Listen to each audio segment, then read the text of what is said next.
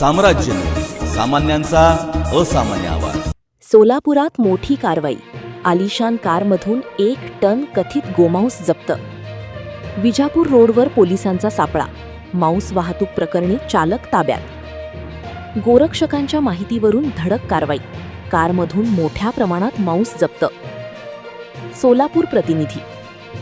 Vijapur road परिसरातून आलिशान कारमधून कथित गोमांसाची वाहतूक होत असल्याची माहिती मिळाल्यानंतर पोलीस आणि गोरक्षकांच्या संयुक्त कारवाईत मोठ्या प्रमाणात मांस जप्त करण्यात आले. या प्रकरणी वाहन चालकाविरुद्ध गुन्हा दाखल करण्यात आला असून पुढील तपास सुरू आहे. मिळालेल्या माहितीनुसार 20 जून रोजी MH03 AM 0346 क्रमांकाच्या फोर्ड इंडिवर कारमधून गोमांसाची वाहतूक होत असल्याची माहिती गोरक्षकांना मिळाली होती. त्यानंतर पोलिसांना याबाबत माहिती देण्यात आली. विजापूर नाका पोलिसांच्या मार्गदर्शनाखाली गोरक्षकांनी संबंधित वाहनाचा शोध घेत सापळा रचला. सोरेगाव परिसरात वाहन आढळल्यानंतर त्याचा पाठलाग करण्यात आला.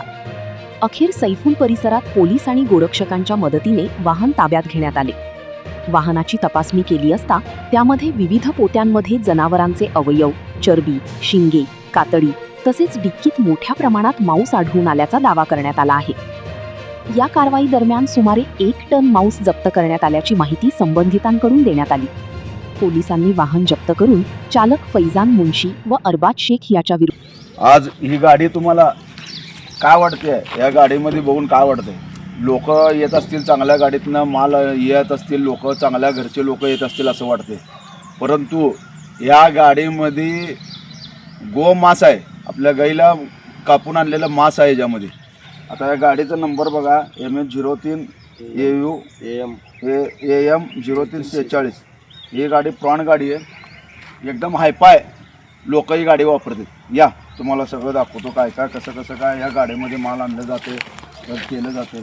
लोकांना काही कसं काय हे लोक आज यांनी कुठून हे माल आणले, काय आणले याची चौकशी लावली पाहिजे. हो, आता इथं पूर्ण माल आहे, या पोत्याने सगळा मांस आहे, पाय आहेत. हो का, कसे पाय बघितला का? गाईचे पाय तुम्हाला दिसतात काय? आणि खाली सुद्धा येत आहे. आज यांना कुठलीही कायद्याची भीती राहिली नाही काय, कुठल्याही कायद्याची भीती राहिली नाही, काय राहिली नाही. बिनधास्तपणे हे कुठल्या कत्तलखान्यात कापून आणतात, काय आणतात माहीत नाही. ठीक आहे, फोटो दाखव, गाईची म्हणून दाखव पूर्ण बघा कशा प्रकारे देशी गाईला करून आणलं जातंय, मारलं जातंय. सगळं बघितलं हो.